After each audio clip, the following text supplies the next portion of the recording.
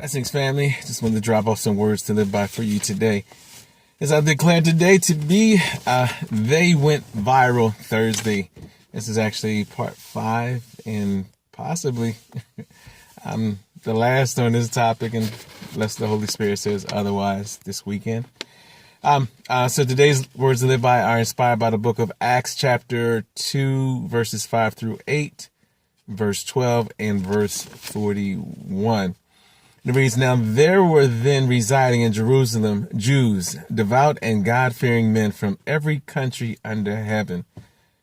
And when this sound was heard, the multitude came together, and they were astonished and bewildered, because each one heard them, the apostles, speaking his own particular dialect.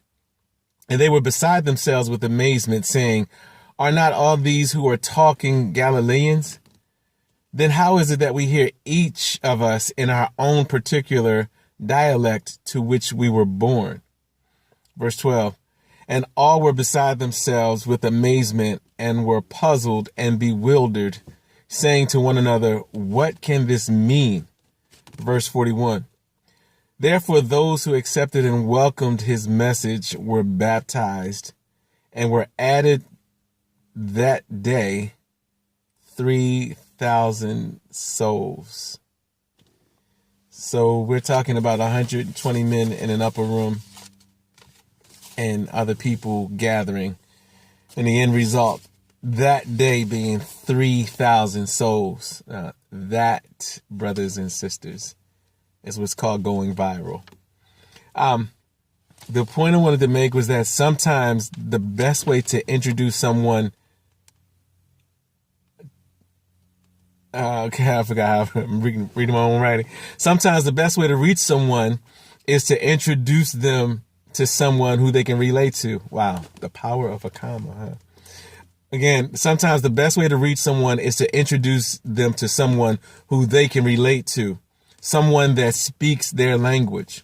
For example, if I'm in business, and if I meet someone who I'm interested in recruiting for my business, one that I'm building, one of the things that I may do is introduce them to another business partner of mine, which has the same, comes from the same career background. For example, if I'm trying to recruit somebody in my business who is a doctor or someone in law enforcement, I have business partners who served in the military or served in law enforcement, and I'll introduce them to each other, let them talk and get to know each other, and let them discuss business and what we can provide for them.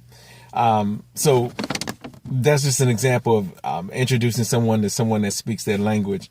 The same as if I'm trying to win someone to the Lord who likes video games. I'm not into video games, but I know brothers that are into video games. So I'll, introduce them, get them together so that they can talk and get to relate to one another. And then at some point, Christ can be introduced to them.